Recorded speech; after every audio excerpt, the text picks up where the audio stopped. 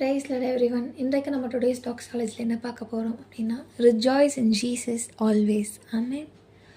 கூடுவோம் பாடுவோம் ஆடுவோம் ஒன்றாய் மகிழ் கொண்டாடுவோம். கூடுவோம் பாடுவோம் ஆடுவோம் ஒன்றாய் மகிழ் கொண்டாடுவோம்.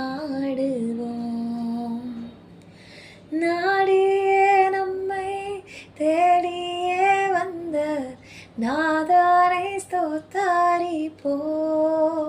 ஓ, நாடியே நம்மை தேடியே வந்த நாதானை ஸ்தோத்தரிப்போம்.